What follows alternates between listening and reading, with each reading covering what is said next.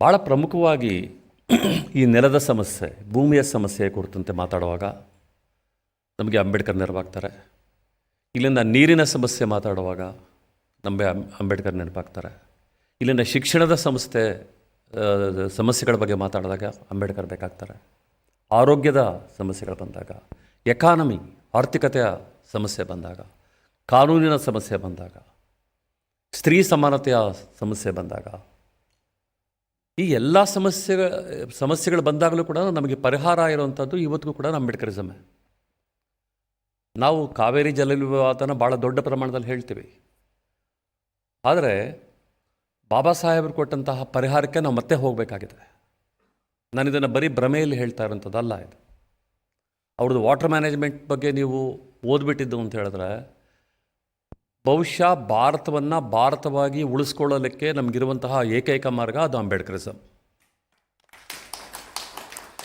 ಅವರೊಂದು ಮಾತನ್ನು ಹೇಳ್ತಾರೆ, ತಮಿಳುನಾಡು ಮತ್ತು ಕರ್ನಾಟಕ ಇವತ್ತು ನೀರಿಗಾಗಿ ಹೊಡೆದಾಡ್ತಾ ಇದ್ದೇವೆ, ತಮಿಳುನಾಡು ಮತ್ತು ಕೇರಳ ಹೊಡೆದಾಡ್ತಾ ಇದ್ದೇವೆ, ಕರ್ನಾಟಕ ಮತ್ತು ಆಂಧ್ರ ಪ್ರದೇಶ ಹೊಡೆದಾಡ್ತಾ ಇದೆ, ಕರ್ನಾಟಕ ಮತ್ತು ಮಹಾರಾಷ್ಟ್ರ ಹೊಡೆದಾಡ್ತಾ ಇದೆ ನೀರಿಗಾಗಿ.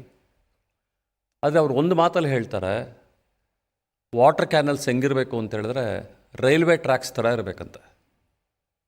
ರೈಲ್ವೆ ಟ್ರ್ಯಾಕ್ಸು ಕರ್ನಾಟಕಕ್ಕೆ ಬೇರೆ ಇಲ್ಲ, ಆಂಧ್ರಕ್ಕೆ ಬೇರೆ ಇಲ್ಲ, ತಮಿಳ್ನಾಡಿಗೆ ಬೇರೆ ಇಲ್ಲ, ಕೇರಳಕ್ಕೆ ಬೇರೆ ಇಲ್ಲ, ಮಹಾರಾಷ್ಟ್ರಕ್ಕೆ ಬೇರೆ ಇಲ್ಲ. ಇಡೀ ಭಾರತಕ್ಕೆ ಒಂದೇ ರೈಲ್ವೆ ಟ್ರ್ಯಾಕ್ ಇರೋದು. ಅದು ಯಾವ ಗಡಿಗಳನ್ನು ಮೀರಿ ಅದು ಮುಂದಕ್ಕೆ ಹೋಗುತ್ತೆ.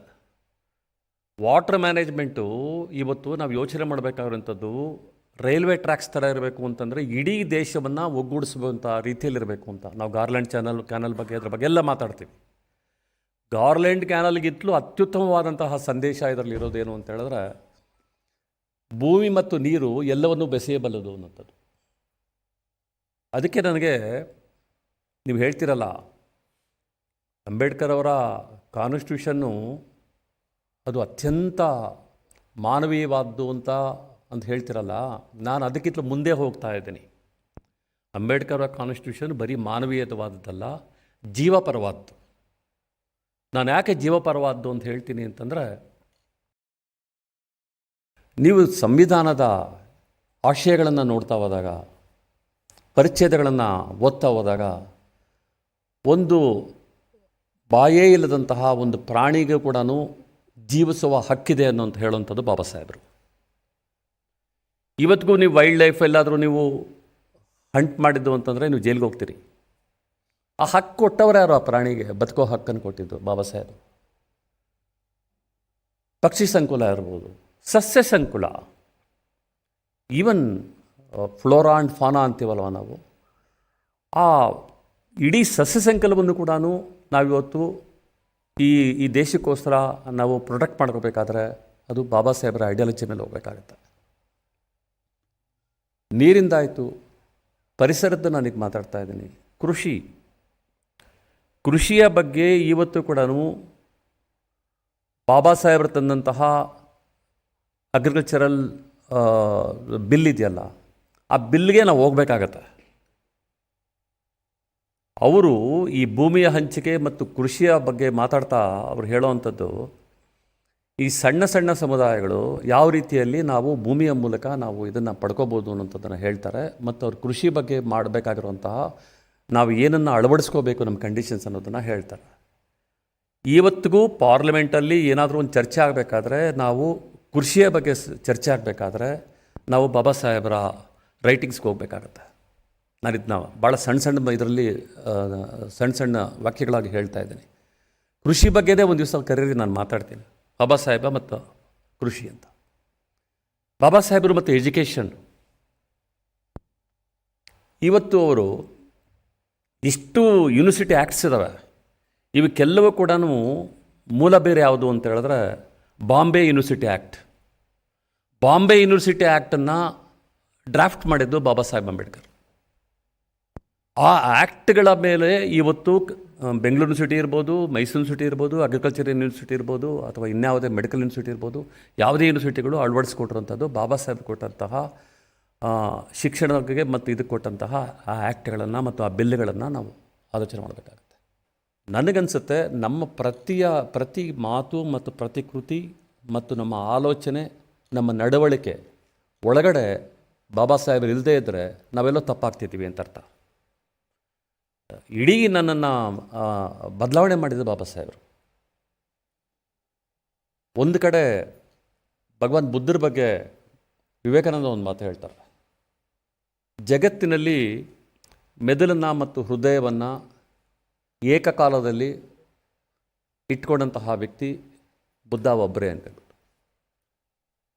ಬಹುಶಃ ವಿವೇಕಾನಂದರಿಗೆ ಬಾಬಾ ಸಾಹೇಬರಿಗೆ ಗೊತ್ತಿದ್ದಿದ್ರೆ ಬಾಬಾ ಸಾಹೇಬ್ರ ಬಗ್ಗೆನೂ ಅದೇನು ಮಾತು ಹೇಳ್ತಿದ್ರು ಅಂತ ನನಗನ್ಸುತ್ತೆ. ಯಾಕಂದರೆ ಅವರು ಹೃದಯ ಮತ್ತು ಮೆದುಳನ್ನು ಒಂದೇ ಕಡೆ ಇಟ್ಕೊಂಡಂತಹ ಏಕೈಕ ವ್ಯಕ್ತಿ. ಅವರೆಲ್ಲೂ ಕೂಡ ಕರಪ್ಟ್ ಆಗಲಿಲ್ಲ, ಪರಿಶುದ್ಧವಾಗೇ ಇದ್ದರು. ನಾನು ಗಾಂಧೀಜಿ ಜೊತೆ ಕಂಪೇರ್ ಮಾಡಲ್ಲ ಬಾಬಾ ಸಾಹೇಬ್ರನ್ನ. ಗಾಂಧೀಜಿನ ನೋಡಬೇಕಾದಂಥ ನೆಲೆ ಬೇರೆ, ಅಂಬೇಡ್ಕರ್ ನೋಡಬೇಕಾದಂಥ ನೆಲೆ ಬೇರೆ. ಆದರೆ ಗಾಂಧೀಜಿಯವರು ತಮ್ಮ ಎಕ್ಸ್ಪರಿಮೆಂಟ್ ವಿತ್ ಟ್ರೂತ್ ಅಂತ ಮಾಡೋಕ್ಕೋಸ್ಕರ ಆದರೂ ಕೆಲವು ತಪ್ಪುಗಳನ್ನು ಮಾಡಿದ್ರು. ಅಂಬೇಡ್ಕರ್ ಆ ತಪ್ಪುಗಳನ್ನು ಕೂಡ ಮಾಡಲಿಲ್ಲ. ಅಕಸ್ಮಾತ್ ಅಂಥ ತಪ್ಪುಗಳೇ ಮಾಡಿದ್ದಿದ್ರು ಕೂಡ ನಾವು ಇವತ್ತು ದೊಡ್ಡ ಬೂತ್ ಕನ್ನಡಿ ಹಿಡಿದು ಅಂಬೇಡ್ಕರ್ ಅವ್ರಿಗೆ ಅವರಿಂಥ ತಪ್ಪು ಮಾಡಿದ್ದಾರೆ ಅಂತ ಹೇಳ್ಬಿಟ್ಟು ನಾವು ಅವ್ರನ್ನ ನಿರಾಕರಿಸ್ಬಿಡ್ತಾ ಇದ್ವಿ. ಆದರೆ ಗಾಂಧಿ ಆಗಿದ್ದರಿಂದ ನಾವು ಅದನ್ನ ಕ್ಷಮಿಸಿದ್ದೀವಿ. ಅಂಬೇಡ್ಕರ್ ಆಗಿದ್ದರೆ ಕ್ಷಮಿಸ್ತಾ ಇರಲಿಲ್ಲ, ನಮ್ಮ ಹೃದಯ ಕ್ಷಮಿಸ್ತಾ ಇರಲಿಲ್ಲ. ಯಾಕಂದರೆ ಭಾರತೀಯ ಹೃದಯ ಜಾತಿಗ್ರಸ್ತ ಹೃದಯ ಇದು. ಇದನ್ನೆಲ್ಲ ನೆನಪಿಟ್ಕೊಳ್ಳಿ. ನನಗೆ ಭಾಳ ಎಕ್ಸಾಗ್ರೇಟ್ ಮಾಡಿ ಹೇಳ್ತಾ ಇರೋಂಥದ್ದಲ್ಲ, ನನಗೆ ಈ ದೇಶವನ್ನು ಉಳಿಸುವಂತಹ ಏಕೈಕ ಮಾರ್ಗ ಇರೋದು ಅಂಬೇಡ್ಕರಿಸಮ್. ಏಕೈಕ ಮಾರ್ಗ. ನಾನು ಇಷ್ಟು ವರ್ಷ ಹೇಳ್ತಾ ಇದ್ದೆ ಬರೀ ಸಂವಿಧಾನ ಒಂದು ಧರ್ಮಗ್ರಂಥ ಅಂತೇಳ್ಬಿಟ್ಟು, ಈ ದೇಶದ ಧರ್ಮಗ್ರಂಥ ಅಂತೇಳ್ಬಿಟ್ಟು. ಅದ್ರ ಜೊತೆಗೆ ಹೇಳ್ತಾ ಇದ್ದೀನಿ ಯಾಕೆಂತಂದರೆ ಅಲ್ಲೊಂದು ತಾಯ್ತನದ ಸ್ಪರ್ಶ ನಿಮಗೆ ಕಾಣಿಸ್ಲಿಕ್ಕೆ ಸಾಧ್ಯ ಆಗುತ್ತೆ. ಇದನ್ನು ಅನೇಕ ಸಲ ಹೇಳಿದ್ದೀನಿ, ಮತ್ತೆ ನಿಮ್ಗೆ ರಿಪೀಟ್ ಮಾಡ್ತಾ ಇದ್ದೀನಿ. ಗಾಂಧೀಜಿಯವ್ರನ್ನ ಫಾದರ್ ಆಫ್ ಅವರ್ ನೇಷನ್ ಅಂತ ಕರೀತಾರೆ. ಆದರೆ ನಾನು ಅಂಬೇಡ್ಕರ್ ಅವ್ರನ್ನ ಮದರ್ ಆಫ್ ಅವರ್ ನೇಷನ್ ಅಂತ ಕರಿತೀನಿ. ಯಾಕೆ ಅಂದರೆ ತಂದೆ ಅನ್ನುವಂಥದ್ದು ನಂಬಿಕೆ, ತಾಯಿ ಅನ್ನುವಂಥದ್ದು ವಾಸ್ತವ. ತಾಯಿ ಹೇಳೋದ್ರಿಂದ ನಿಮ್ಮ ತಂದೆ ಇವರಪ್ಪ ಅಂತ ನಮಗೆ ಗೊತ್ತಷ್ಟೆ. ಆದರೆ ತಾಯಿ ಅನ್ನುವಂಥದ್ದು ವಾಸ್ತವ. ತಾಯಿನ ಯಾರೂ ಪ್ರೂವ್ ಮಾಡಬೇಕಾಗಿಲ್ಲ. ಅಂಥ ತಾಯ್ತನ ಇರುವಂತಹ ಬಾಬಾ ಸಾಹೇಬರನ್ನು ನಾವು ನೋಡಬೇಕಾಗಿರೋಂತಹ ಅನೇಕ ದೃಷ್ಟಿಕೋನಗಳಿದ್ದಾವೆ. ಇನ್ನೂ ಹೆಚ್ಚು ಬಾಬಾ ಸಾಹೇಬ್ರ ಬಗ್ಗೆ ತಿಳ್ಕೋಬೇಕಾಗಿದೆ ಅಂತ ಹೇಳ್ತಾ, ನಾನು ಇವತ್ತಿನ ಸಂದರ್ಭದಲ್ಲಿ ನಾನು ಅನೇಕ ಪೊಲಿಟಿಕಲ್ ಡೆವಲಪ್ಮೆಂಟ್ಸು ನನ್ನ ಜೀವನದಲ್ಲಿ ಕೂಡ ಮಾಡ್ಕೊಂಬಂದಿದ್ದೀನಿ. ನಾನು ಎಲ್ಲೇ ಹೋದರೂ ಕೂಡ, ನಾನು ಯಾವುದೇ ಪಕ್ಷಕ್ಕೆ ಹೋದರೂ ಯಾವುದೇ ಇದಕ್ಕೆ ಹೋದರೂ ಕೂಡ ಐ ವಿಲ್ ಕ್ಯಾರಿ ಅಂಬೇಡ್ಕರಿಸಮ್. ಅಂಬೇಡ್ಕರಿಸಮ್ನ ನಾನು ಯಾವುದೇ ಪಕ್ಷಕ್ಕೆ ಹೋಗಲಿ, ಯಾವುದೇ ಸರ್ಕಾರದಲ್ಲಿರಲಿ, ಏನೇ ಕೆಲಸ ಮಾಡಿದ್ರು ಕೂಡ ಅಂಬೇಡ್ಕರಿಸಮ್ನ ಅಲ್ಲಿ ಇಂಪ್ಲಿಮೆಂಟ್ ಮಾಡಲಿಕ್ಕೆ ನನ್ನ ಪ್ರಯತ್ನ ನಾನು ಮಾಡ್ತೀನಿ. ಆ ಕಾರಣಕ್ಕೋಸ್ಕರ ನಾನು ಹುಡುಕಾಟ ಮಾಡ್ತಾಯಿದ್ದೀನಿ. ನಾನು ಹೆಂಗೆ ಮಾಡ್ಬೋದು, ನನಗೇನೇನು ಅವಕಾಶಗಳು ಸಿಗ್ಬೋದು ಬಾಬಾ ಸಾಹೇಬರನ್ನು ಇಂಟ್ರೊಡ್ಯೂಸ್ ಮಾಡಲಿಕ್ಕೆ ಅನ್ನುವಂತಹ ಪ್ರಯತ್ನಗಳಲ್ಲೇ ಇವತ್ತಿಗೂ ಕೂಡ ಅನೇಕ ಎಕ್ಸ್ಪೆರಿಮೆಂಟ್ಸ್ ಮಾಡ್ತಿದ್ದೀನಿ. ಹೊರಗಡೆಯಿಂದ ನೋಡೋರಿಗೆ ಅದು ತಪ್ಪುಗಳಾಗೂ ಕೂಡ ಕಾಣ್ಬೋದು. ಅದು ನನ್ನ ಆಲೋಚನೆ ಬೇರೆ ಇದೆ ಆ ರೀತಿಯಲ್ಲಿ ಯೋಚನೆ ಮಾಡುವಂಥ ಸಂದರ್ಭದಲ್ಲಿ ಅಂತ ಹೇಳ್ತಾ, ನನಗೆ ಒಂದು ಅವಕಾಶ ಕೊಟ್ಟಿದ್ದಕ್ಕೆ ನಿಮಗೆಲ್ಲರಿಗೂ ಕೂಡ ವಂದಿಸಿ ನನ್ನ ಮಾತನ್ನು ಮುಗಿಸ್ತಾ ಇದ್ದೀನಿ. ಜೈ ಭೀಮ್.